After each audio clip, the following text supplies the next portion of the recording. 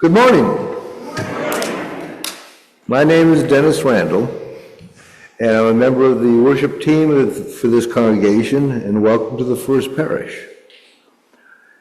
It is so good to be here together this morning, after Thanksgiving, after all the hectic holidays.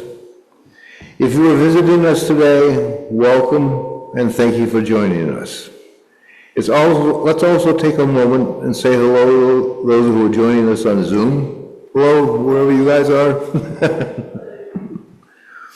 As Unitarian Universalists, we are a people of diverse beliefs, but we share a common faith, a faith that every single person is worthy of love, a faith of what we do in this world, of what we do now, is what really matters, and a faith that we are connected by an interdependent web with one another and to our earth home. So wherever you are, whoever you are, whomever you love, and however you make meaning out of this world around us, you are welcome here this morning. As our service begins, I invite you to first get comfortable in your space, in your seat, silence your cell phone if you haven't already done so, and take a moment to settle in by taking a deep breath. You know the routine. Let it out. One more time. Bring in.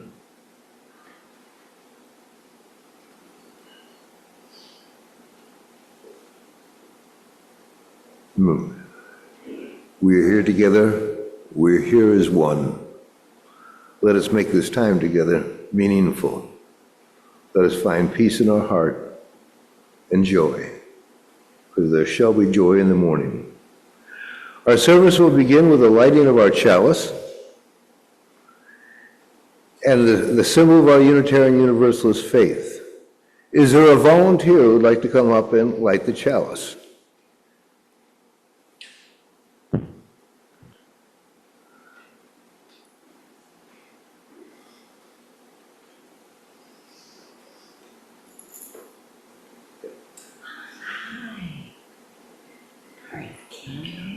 Okay. From here, I'll do the reading. Yep.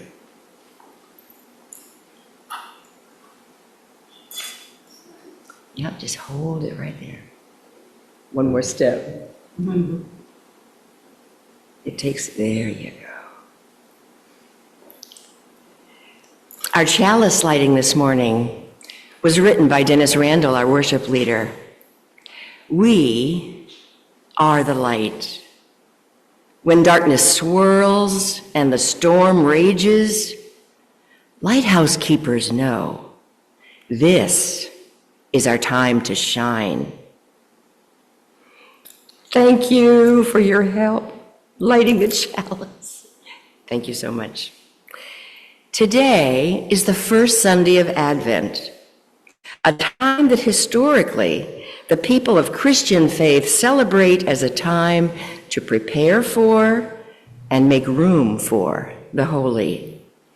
We honor Advent this morning by lighting candles and making space in our own hearts for something new to be born. For the first Sunday of Advent, Dennis is lighting the candle of hope, and we celebrate the universal love that is the spirit of this season.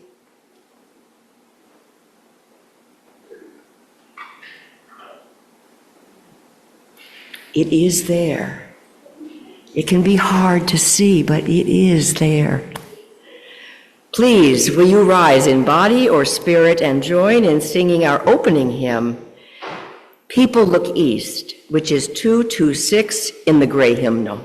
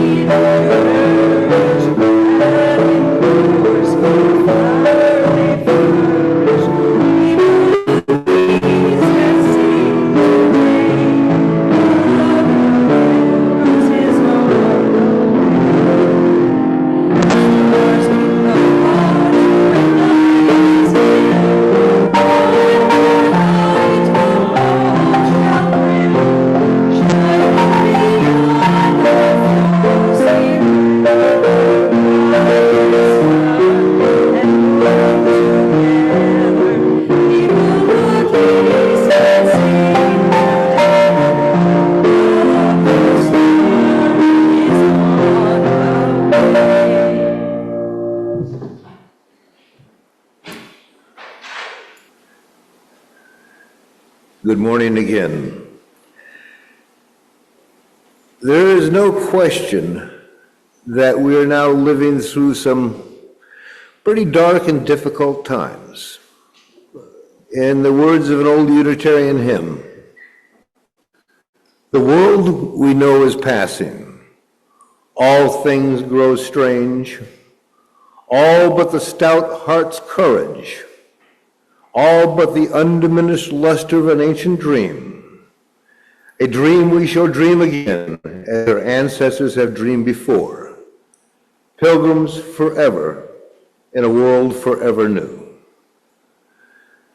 The horizon grows dark, and the future appears grim. There's a time storm coming, my friends. Change is upon the wind. It's too late to run, and there's no place to hide. Truth itself seems to be adrift in an ocean of lies. Freedom feels fragile. Liberty seems threatened. It is tempting to despair, to retreat, to hide, to shelter in place. But this is not the time to run. This is the time to rise.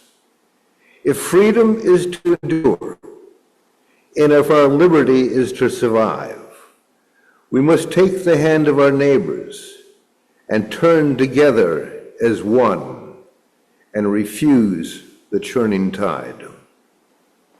When the darkness swirls in the raging night, lighthouse keepers know that this is our time to shine. The storm churns beyond the rim of twilight and reason. It is the great unraveling of all that we once believed to be certain. Yet in the face of the gathering shadows, we witness a multitude of sparks arising in defiance of the night. People everywhere are peacefully protesting and showing their displeasure of the current state of affairs. All around us, we are witnessing quiet acts of bravery of those who refuse to surrender their light to the darkness. This is the world we're living in today. This is not happening on the television. This is happening now. This is real. Life has taught us well. Darkness cannot smother the light. Even the blackest nights end at twilight's first gleaming. Every storm eventually abates and the winds die down. This too shall pass. We shall prevail. It is the nature of storms to destroy as well as to cleanse, and to reveal that which is precious beyond words that we have forged to endure. The question before us today, at least it's the title of my service, the question before us today is how to be thankful in these difficult times. I mean, seriously. We see what's happening. We feel what's happening. How do we be thankful? We're thankful for family. That's easy. But thankful now in these difficult times. Gratitude may seem like a strange response to hardship. Seriously, gratitude, hardship, they don't seem quite to go together. They're oxymorons. Yet gratitude is not denial. Gratitude is not pretending that pain does not exist. Gratitude is a choice of hopeful defiance. And we have much to be thankful for. I am thankful for the privilege of being alive here and now at one of the most critical moments in our nation's history. I am grateful for the opportunity to do my small part, and trust me, it's small, do my small part to resist the advance of cruelty and oppression, to stand up for liberty, to stand up for the values that we try to practice in our lives, that we come to this sanctuary, to this place to reinforce and do. I'm thankful that I have the opportunity at this time in our history to be part of something that is greater than the darkness, that is part of the light. I am grateful to be a member of a faith that believes in the inherent worth and dignity of every person, a fellowship that strives to bring justice, equity, and compassion to human relations. None of us alone can turn back the night, but together we can hurry the dawn. Gratitude is not passive, it is active resistance. To be thankful in difficult times is to declare that despair will not have the final word. We believe in hope. We believe in each other. We believe in ourselves. And we believe in a future. Being thankful is a choice.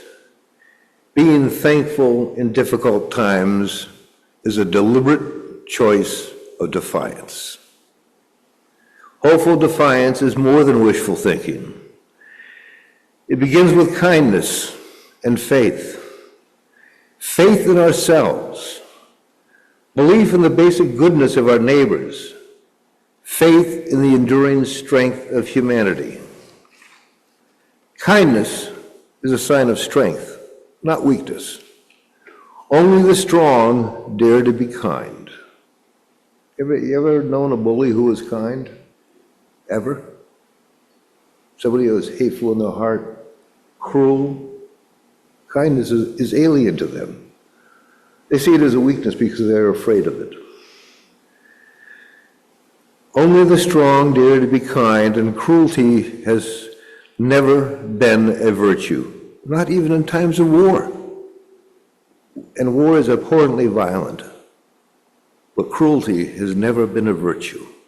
Not now, not ever, not then. Fear is the father of all lies. Fear whispers that we must harden our hearts, that we must hate, that we must divide. But gratitude answers differently. Gratitude says, I will strive to be truthful and kind to all I meet. I will not be cruel. I will treat friends and foe, family and strangers alike, with respect, dignity, and compassion. Even the people I don't like, even the people I don't agree with, they still have their dignity. I must have compassion. We are all children of the universe, and fate has brought us together into each other's orbits. Maybe brief, maybe long, and maybe a clerk at a store is having a bad day. You don't have to be the kind of customer that makes the day worst. You can look beyond his or her role as a clerk and say, thank you. Thank you for being here. I appreciate it. Little acts of kindness. Random, meaningful. But I'll tell you something. Those acts that we receive and that we give will be remembered. People feel them. People are touched by them.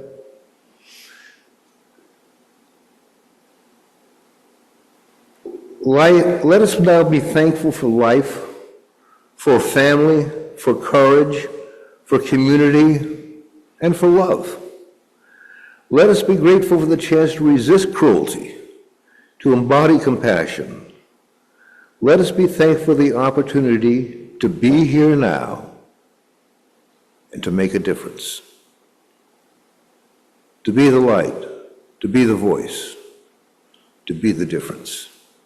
Without fear, with joy. Now I'm going to invite This is kind of I don't know if this is a heavy lift or not. If anybody wishes to share their feelings of Thanksgiving at this time, please do so. Please come forward, or I'll bring the mic out, or Joan will bring the mic out, and share. This is a time of sharing. This is a time of sharing what is in our hearts, what is in our mind, or not. This is not a forced thankfulness. This is an opportunity to do so if you wish.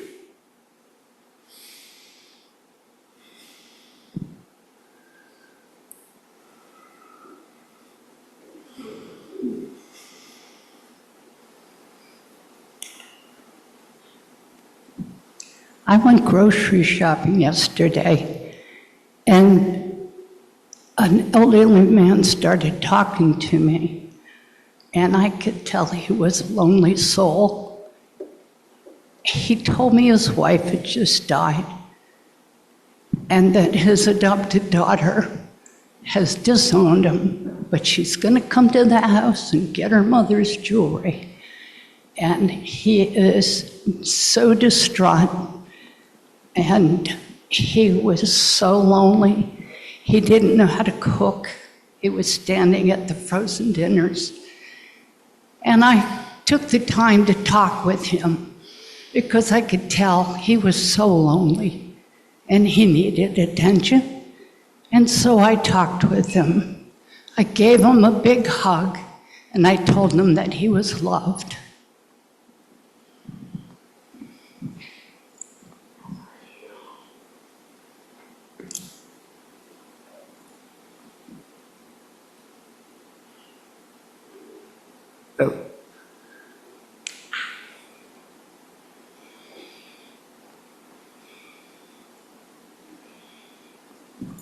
I am grateful that I have kind grandchildren. Most of them were home for the holiday, and we were all at my house. And at the last minute, my granddaughter called and said, "We just found out that our friend Amy has no place to go. Can she come?" And we said, "Of course." And then 5 minutes later, my grandson called, he's at Fitchburg State, and said, "Jalen can't go home. He lives in Texas and he's got basketball practice the next morning. Can he come?" I said, "Of course." They know that. But it was so fun to have two people we didn't know from totally different backgrounds. And it just touched my heart to have them there, but even more so to see the generosity of my grandkids.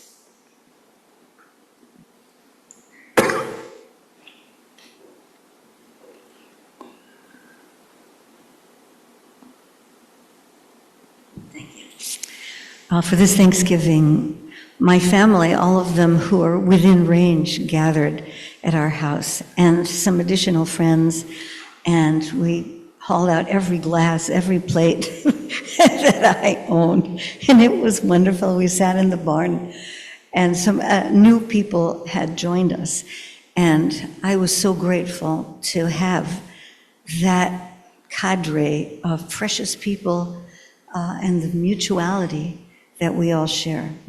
And after dessert, when I expected to face a kitchen with a mountain of dirty dishes, I turned around and Patrick had made them all go away. Vanished. Talk about grateful. Thank you, Patrick.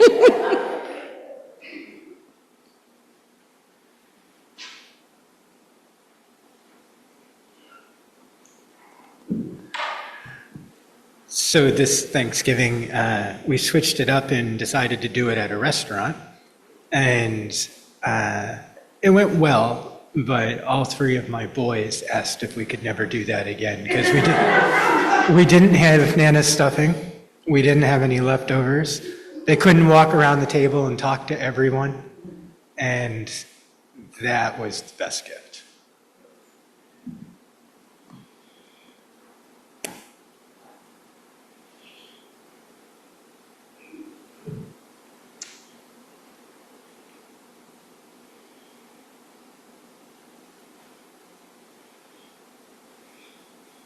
There's always room for one more.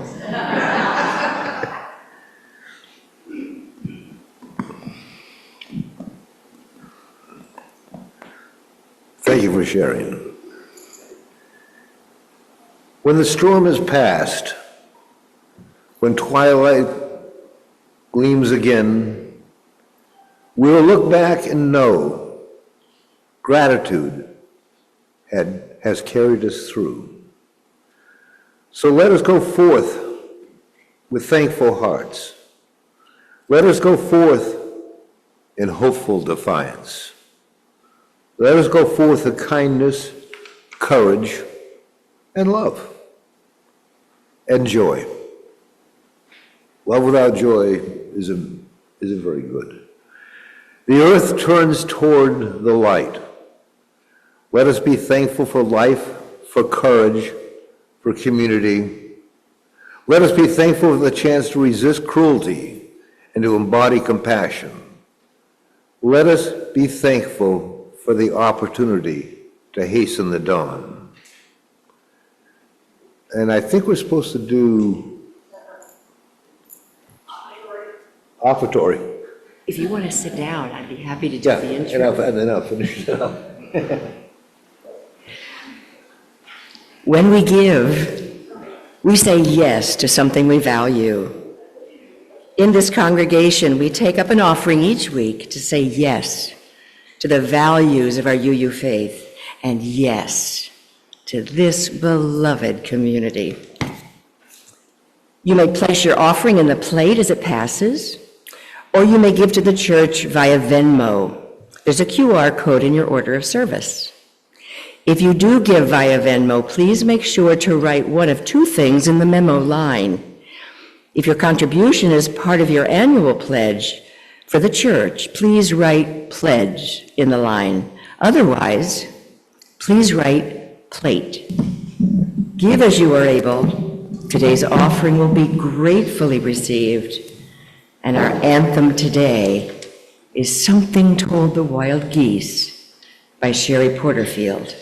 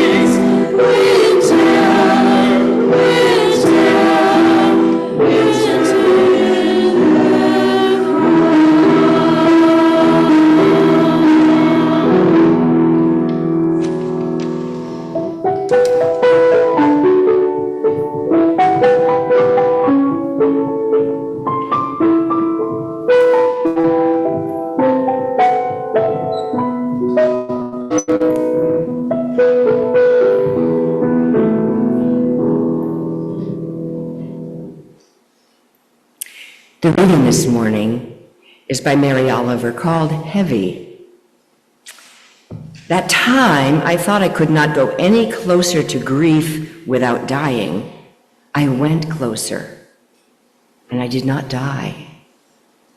Surely God had his hand to this, as well as friends. Still, I was bent, and my laughter, as the poet said, was nowhere to be found. Then said my friend Daniel, brave even among lions, "It's not the weight you carry, but how you carry it. Books, bricks, grief. It's all in the way you embrace it, balance it, carry it when you cannot and would not put it down. So I went practicing. Have you noticed? Have you heard the laughter that comes now and again out of my startled mouth? How I linger to admire the things of this world that are kind, and maybe also troubled, roses in the wind.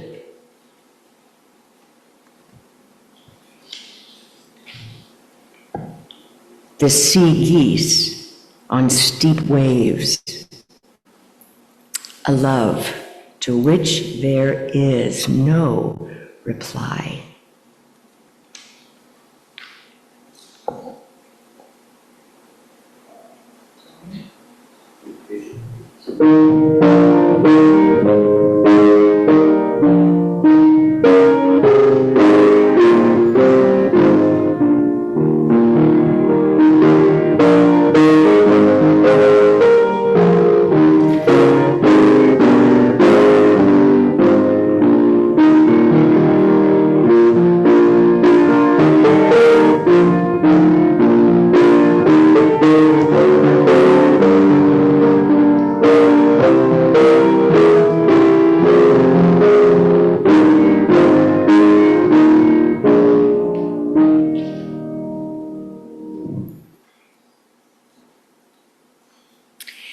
Before we go to our closing hymn, do have a couple of announcements. And if there are any that did not get passed in ahead of time, you are welcome to let me know now that you'd like to speak.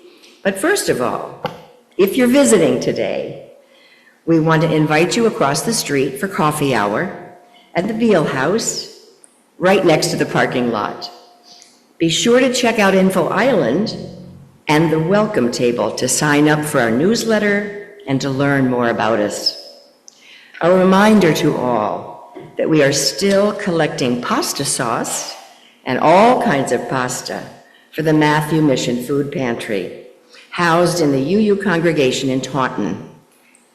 Please contribute as you are, interested, able, and willing. The social justice team would love some more volunteers to help with the monthly delivery of those items for the food pantry. So please, if you're available and interested, see Linda Loring after the service. Now, please rise in body or spirit to join in singing our closing hymn. Come, sing a song with me. Number 346 in the gray hymnal.